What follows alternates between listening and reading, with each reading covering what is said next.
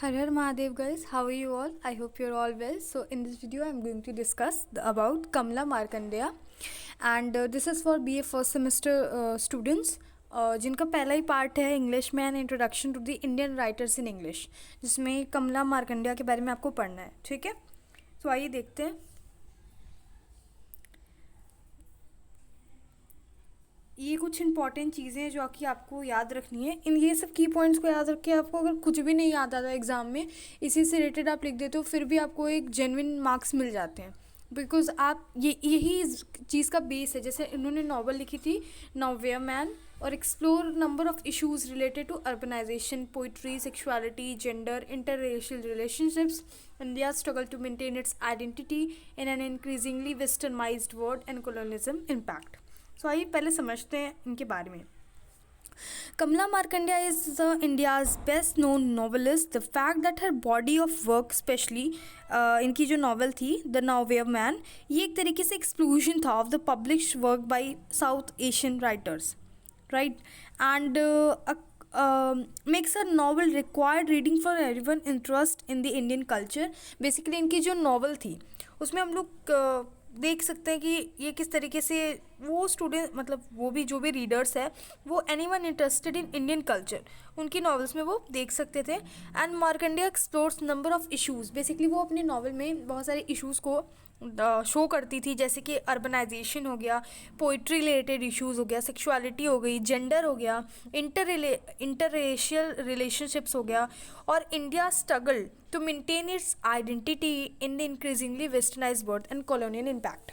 या of course इनका जो बर्थ हुआ था वो 1924 में हुआ था और डेथ हुआ इनका 2004 में, यानी वो मर गई 2004 में.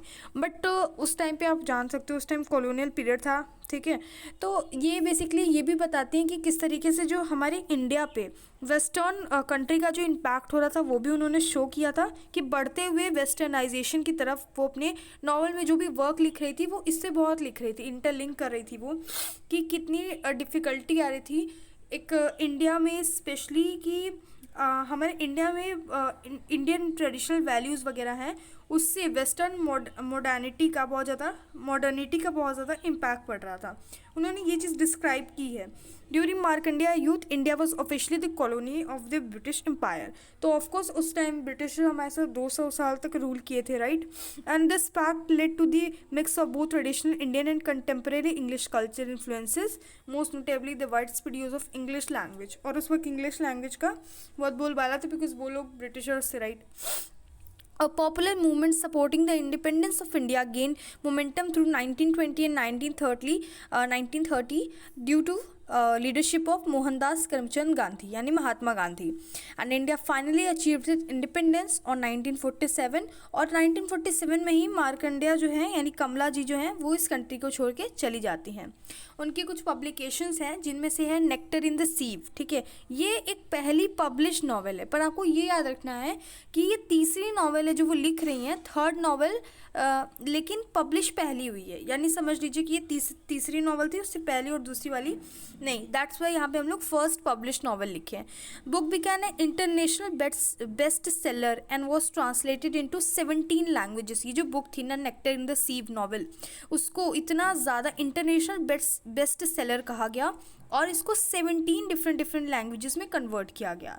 एक साल बाद जो होती है अमेरिकन लाइब्रेरी एसोसिएशन उसे नोटेबल बुक जो है घोषित कर देती है. दैट मीन्स उसकी नाम रख देती है as a notable book. And आज तक वो अमेरिकन और ब्रिटिश यूनिवर्सिटी में पढ़ी जाती है और बहुत ही फेवरेट मानी जाती है ना. तो आपको याद रखना है कि इंटरनेशनल बेस्ट सेलर बन गई थी कौन सी book, the Nectar in the Sieve, which was published in 1954, first publish book but actually the third novel she wrote. ठीक है, अमेरिकन लाइब्रेरी एसोसिएशन इसे एक नोटेबल बुक घोषित किया था. ये सब पॉइंट्स आपको याद रखने हैं. और अब ये भी बात थी, अगर हम लोग उनकी नॉवल के बारे में बात करेंगे फिर उनकी राइटिंग्स के बारे में बात करेंगे, तो वो कभी भी अपनी सेटिंग को शो नहीं करती थी. मैंने आप लोगों को पहले ही प्रोज डिवाइस पढ़ाई है, आपको पता होगा सेटिंग आखिर होती क्या है. Setting of time, setting of place, setting of circumstances. तो वो कभी नहीं बताती थी अपनी नॉवल में किसी भी टाइम या फिर स्पेस को जस्टिफाई नहीं करती थी. एक उनकी स्टोरी एक टाइमलेस क्वालिटी थी और यूनिवर्सल अपील, यानी उनकी जो अपील थी उस स्टोरी में या फिर उस नॉवल में यूनिवर्सल थी. ठीक है। और इस टेक्निक को बहुत इफ़ेक्टिव भी माना गया है बिकॉज वो बहुत ज़्यादा फेमस भी हो गई थी, आपको मैंने बताया। सो ये सारी जो भी इन्होंने राइटिंग्स वगैरह लिखी हैं, ये सारी एक तरीके की, आपको पूछा जाएगा ना what is the quality of Kamala Markandaya, तो आप ये लिखेंगे कि जो कमला थी वो कभी भी अपने सेटिंग को शो नहीं करती थी, कभी नवर शी नेवर बाउंड स्टोरी और any novel in a time और अ स्पेस, बिकॉज वो अपनी नॉवल का जो अपील होता था उनका, वो हमेशा यूनिवर्सल अपील होता था। दैट मीन्स ऐसा नहीं कि मैं पर्टिकुलर टाइम के लिए लिख रही हूँ, है ना। और इनकी कुछ लिटरली कंटेक्स्ट की अगर हम लोग बात करते हैं, सो आपको यही चीज़ लिखना है कि अपनी नॉवल में वो बताती थी कि कैसे इंडिया स्ट्रगल कर रहा है between in traditional Indian values में और वेस्टर्न की मॉडर्निटी में, ठीक है। और इसी की वजह से इसमें रेशनलिज्म आया, फेथ, मैटेरियलिज्म आया, स्पिरिचुअलिटी से urban and rural way of life है, ये सारी चीज़ें इंडिया की आइडेंटिटी को basically the part, it become a part of an India identity over the several decades, ठीक है।